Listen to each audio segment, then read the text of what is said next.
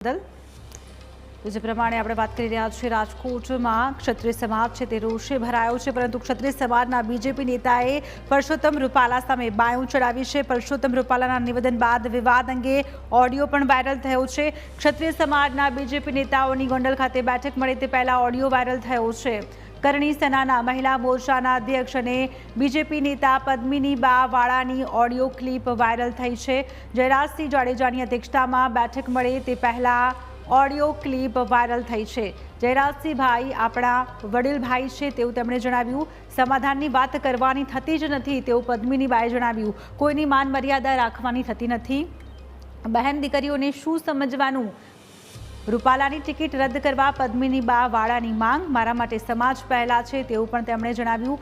Party ભલે મારા પર પગલાં ભરે, હું નથી ડરતી। ગોંડલ ખાતે બેઠકમાં સમાધાન થાય તો અમને મંજૂર નથી। વાત કરવાની જ ન હોય તેવી વાત પદ્મિની બાએ કરી છે।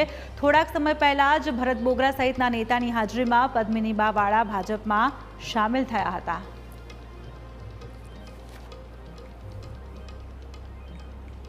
જય માતાજી। જે પણ જયરાજસિંહભાઈ હોય, આપણા મોટા વડીલ ભાઈ છે, પણ આમાં જો સમાધાનની વાત આવશે તો આમાં કોઈની આ વખતે કોઈની માન મર્યાદા રાખવાની નથી થતી, બરાબર છે? કેમ કે આખા સમાજનો પ્રશ્ન છે, આ બેનો દીકરીઓનો પ્રશ્ન છે।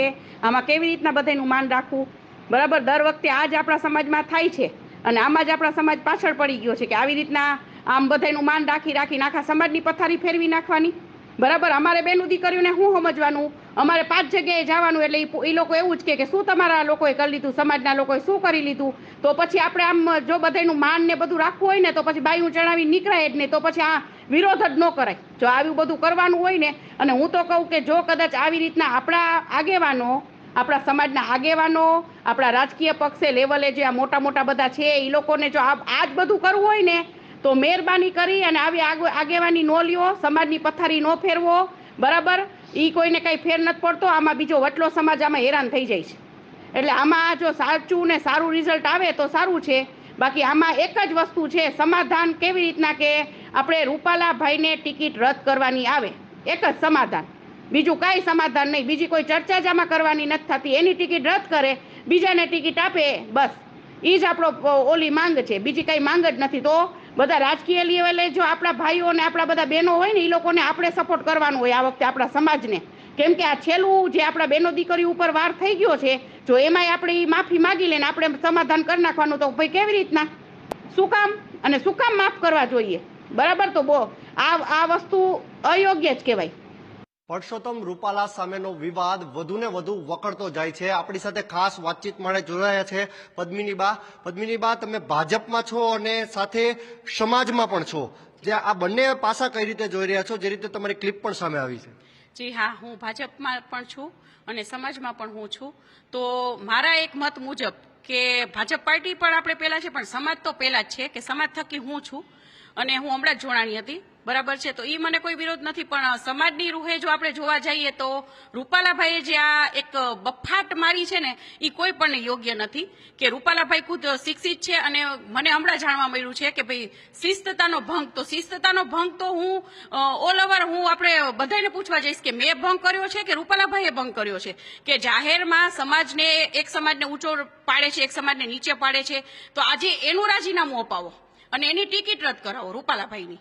તમે ભાજપમાં જ રહીને ભાજપના કેન્દ્રીય મંત્રી છે, જે કેન્દ્રીય મંત્રી અને ભારતીય જનતા પાર્ટીના નેતા, તેની ટિકિટ રદ કરાવવા નીકળ્યા છો, તો શું થઈ ગયું? કદાચ કેન્દ્રીય મંત્રી નહીં કોઈ પણ હોય ને તો એમ અમારે શું છે ભાઈ, બેનુનો પ્રશ્ન આવ્યો છે તો અમે તો અસલ ક્ષત્રાણીઓ છીએ, અસલ સિંહણું છીએ। અમે કઈ એફિડેવિટ કરીને બા નથી થયા કે સી નથી થયા, તો કદાચ કોઈ પણ હોય, સાંસદ હોય કે મોટા મંત્રી હોય, આ બોલવું એને યોગ્ય નથી અને અમે આ બોલ્યા છે ને એ ખોટું જ છે। એને બફાટ મારી છે અને એને ખબર નથી કે આનું પરિણામ શું આવે।